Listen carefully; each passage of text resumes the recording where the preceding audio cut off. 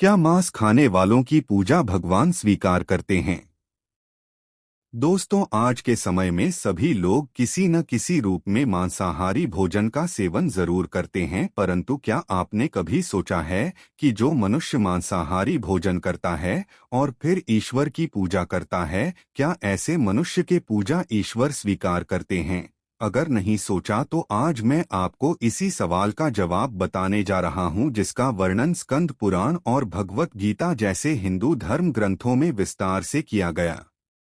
स्कंद पुराण काशी खंड तीसरे अध्याय में बताया गया है कि जो मनुष्य मांस खाता है उसके जीवन को धिक्कार है। ऐसे मनुष्य को ना तो मृत्यु लोक में सुख मिलता है और ना ही मृत्यु के बाद दूसरे लोक में सुख मिलता है। साथ ही स्कंद पुराण में एक प्रसंग का और वर्णन मिलता है, जिसके अनुसार जब एक बार सभी देवतागण काशी पहुंचे तो उन्होंने देखा कि एक बाघ जैसे हिंसक पशु भी वहां घास खा रहे हैं। इसके अलावा स्कंद पुराण में यह भी बताया गया है कि यदि भूख से किसी प्राणी की मृत्यु होने को हो तो भी उसे मांस नहीं खाना चाहिए। इतना ही नहीं है, स्कंद पुराण के अनुसार भगवान शिव उन लोगों की भक्ति यह पूजा कभी स्वीकार नहीं करते जो लोग मांसमदिरा का सेवन करते हैं। स्कंद पुराण के अलावा वराह पुराण में भी इस बात का वर्णन मिलता है, जिसके अनुसार भगवान विष्णु के वराह अवतार पृथ्वी देवी के पूछने पर कहते हैं कि जो मनुष्य मांस का भक्षण करते हैं, मैं ना तो उसकी पूजा स्वीकार करता हूँ और ना ही उसको अपना भक्त मानता हूँ। साथ ही भगवान विष्णु के वराह अवतार पृथ्वी देवी से यह कहते हैं कि जो मनुष्य मछली या दूसरे पशुओं के मांस का सेवन करता है, मेरे लिए उससे बड़ा अपराधी और कोई भी नहीं। इसके अलावा भगवत गीता में भगवान श्री कृष्ण ने यह भी बताया है कि मनुष्य को क्या खाना चाहिए और क्या नहीं।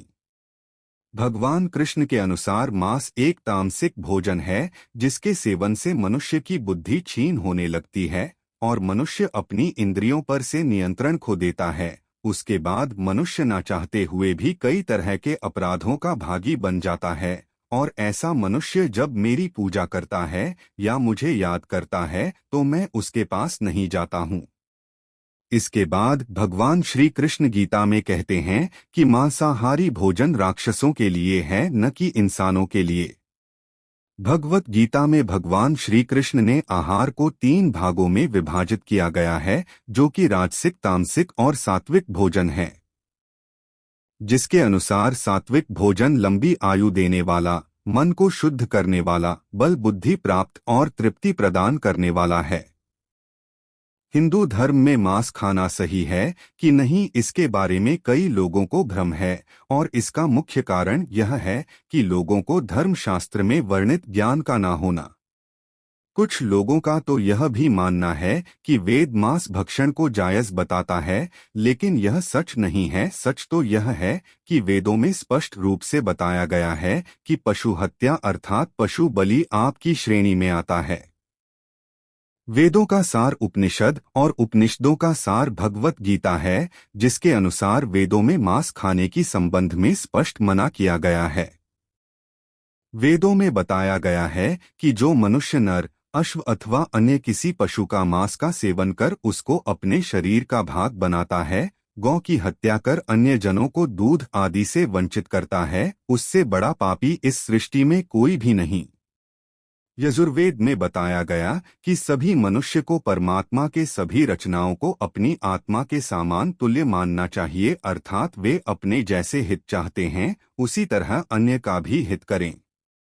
अथर्ववेद में कहा गया कि हे मनुष्य, तुम चावल, दाल, गेहूं आदि खाद्य पदार्थ आहार के रूप में ग्रहण करो, यही तुम्हारे लिए सबसे उत्तम और रमणीय खाद्य पदार्थों का भाग है। तुम किसी भी नर या मादा की कभी हिंसा मत करो। वह लोग जो नर एवं मादा भ्रूण और अंडों के नाश से उपलब्ध हुए मांस को कच्चा या पकाकर खाते हैं, तुम्हें उनका विरोध करना चाहिए। इसके अलावा ऋग्वेद में भी बताया गया है कि गाय जगत की माता है और उनकी रक्षा में ही समाज की उन्नति है। मनुष्य को उनके समान सभी 4 पैर वाले पशुओं की रक्षा करनी चाहिए। वहीं गरुड़ पुराण में भगवान विष्णु पक्षीराज गरुड़ को एक कथा सुनाते हुए कहते हैं कि जो मनुष्य मांस का भक्षण करता है या फिर मदिरा का सेवन करता है, उसकी भक्ति या फिर पूजा कोई भी देवता स्वीकार नहीं करते और ऐसे मनुष्य को ना ही कोई देवता मदद करते हैं। इसलिए मनुष्य को चाहिए कि वह सात्विक भोजन करें ताकि उसके जीवन काल और मृत्यु के बाद भी ईश्वर का शरण मिल सके। आगे भगवान विष्णु कहते हैं कि जो मनुष्य स्वाद के लिए दूसरे पशुओं की हत्या करता है, उसे मृत्यु के बाद पशुओं की उसी योनि में कई जन्मों तक भटकना पड़ता है और वह भी उसी तरह मारा जाता है जिस तरह खाने के लिए उसने पशु को मारा था।